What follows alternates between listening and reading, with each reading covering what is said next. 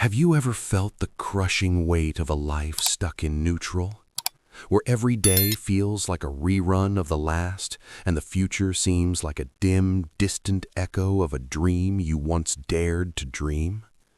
You know change is needed, but the exhaustion of merely surviving steals the energy required to truly live. What if the key to breaking free wasn't about working harder in the same cycle, but about stepping completely outside of it? What if liberation was waiting in the quiet, dark hours before anyone else stirred?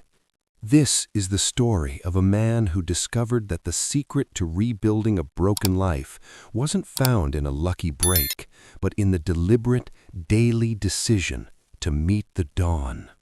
In the shadow of a sprawling, soot-stained city, there lived a man named Arjun. At 35, Arjun was a human cog in the great grinding machine of a bottling plant. His shift ran from 7 p.m. to 3 a.m., a time when the world was winding down or lost in dreams. He would stumble home through deserted streets, the silence a stark contrast to the factory's roar, and collapse onto a thin mattress in a shared room he could barely afford.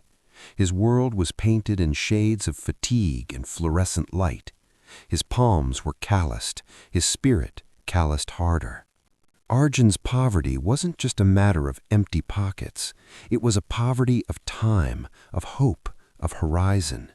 His dreams of being an electrician, a skill he'd always been fascinated by, had been buried under the sheer, unending necessity of putting rice on the plate. He was a ghost in his own life, moving through the city's underbelly while it slept, and sleeping through its vibrant, productive day. The most painful moment came each morning as he trudged home past a small technical institute.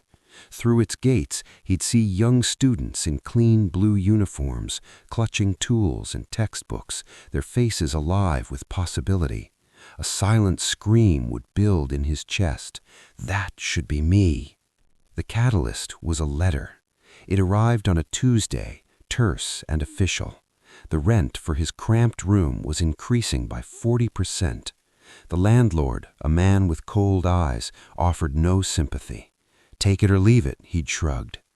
That night, as the bottling line clanged and hissed, Arjun felt a familiar desperation curdle into something new, a cold, clear fury. Not at the landlord, but at his own powerlessness. He was one missed paycheck away from the streets, and he had absolutely nothing to show for a decade of labor but exhaustion. The thought echoed in time with the machinery. There must be a door. There must be a key. The key, as it turned out, was handed to him by an old man on a park bench. One afternoon, too agitated to sleep, Arjun went to a scrubby patch of city green. There he saw Mr. Kapoor, the retired principal who lived in his building, sitting with perfect posture, watching sparrows bathe in a puddle. They got to talking. Arjun, uncharacteristically, spilled his fears, the rent, the dead-end job, the lost dream of working with wires and circuits.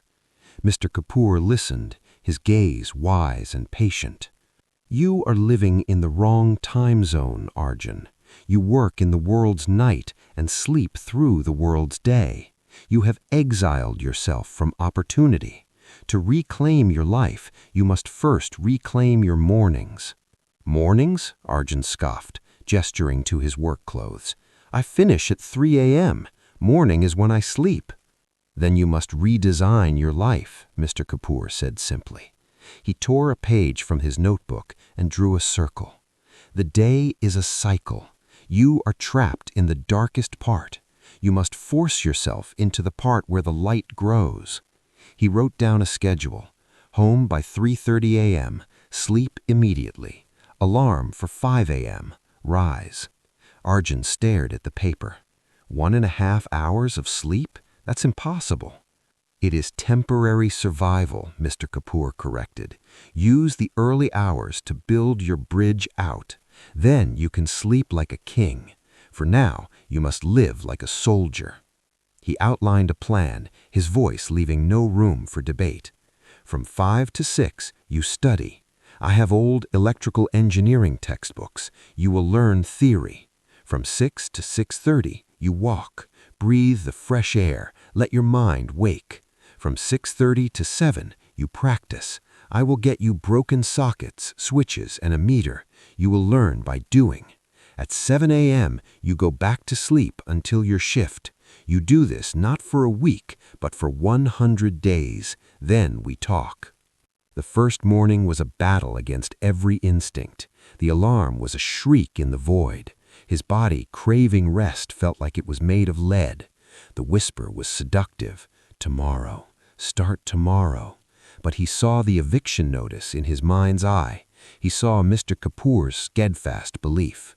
With a groan that came from his soul, he swung his legs to the cold floor. The first week was a blur of agony. He'd nod off over textbooks filled with incomprehensible diagrams. His hands, clumsy with fatigue, fumbled with wires. The 6 a.m. walk felt like a march through molasses.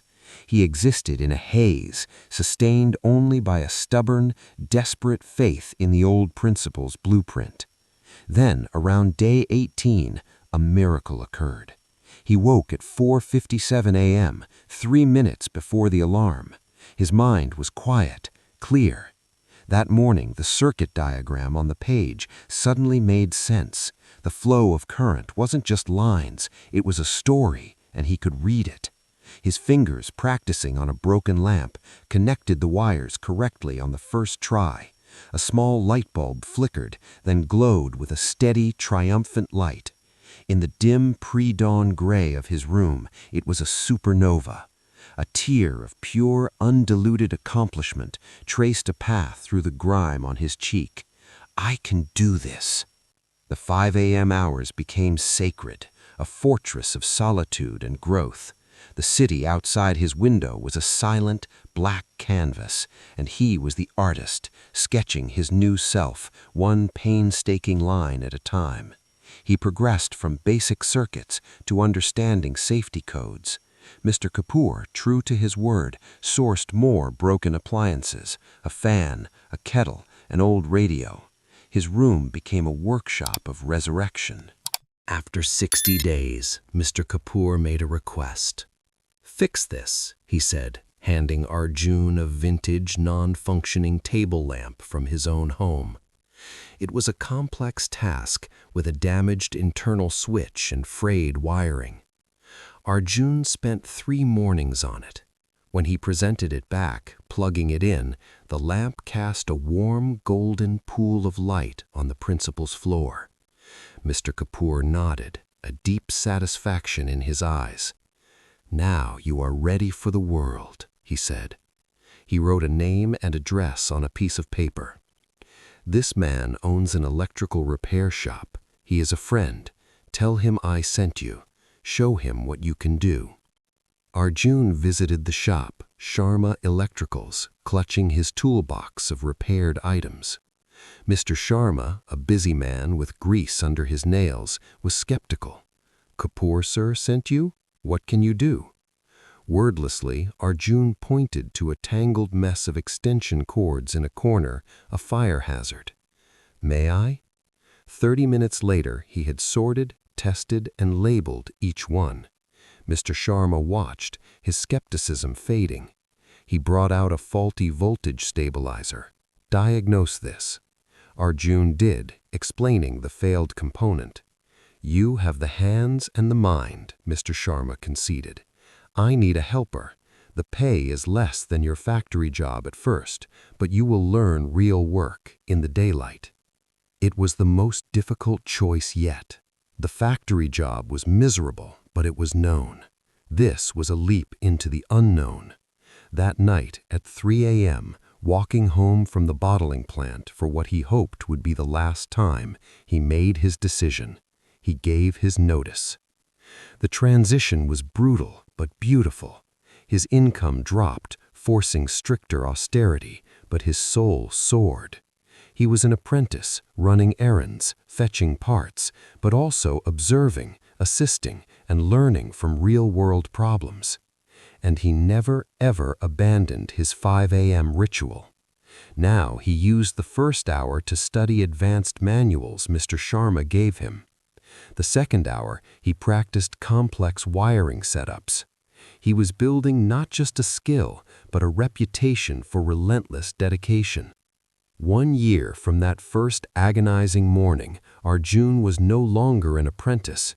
He was Sharma Electrical's most trusted technician. The eviction notice was a forgotten relic. He had moved to a small, clean apartment of his own. His mother, who had prayed for this day, came to visit, her eyes shining as she placed a garland of marigolds around a photo of Lakshmi, the goddess of prosperity, that now hung in his home. The true turning point came on a rainy monsoon afternoon. A frantic call arrived at the shop. A major bakery had a complete power failure, and their cold storage was at risk. The manager wrung his hands as thousands of rupees worth of inventory threatened to spoil. In the dark, humming basement, Arjun traced the fault, a waterlogged main junction box. With calm precision, his hands steady despite the pressure, he isolated the circuit, dried the components, replaced the damaged parts, and restored power. The coolers hummed back to life. The grateful manager not only paid the premium fee, but became a lifelong client, recommending Arjun to every business owner he knew. Arjun had not just fixed a circuit, he had proven his mettle. 5 years later, Arjun stands outside his own electrical contracting firm, Arjav Electrical Solutions. He has 2 trucks, 4 employees, and a reputation for integrity and excellence. But his greatest ritual remains unchanged. Every morning, his alarm chimes at 5 a.m. In the profound silence, he sips his tea, reviews project plans, and sometimes just sits in gratitude, listening to the first bird song. His employees often ask, "Sir, you're the boss. Why still get up so early?"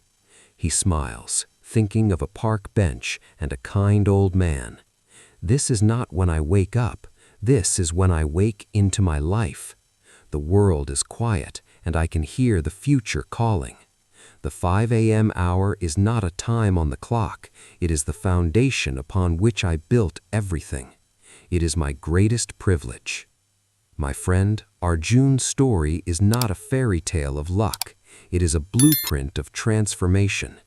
He did not find more hours in the day. He created them in the one part of the day most surrender to oblivion.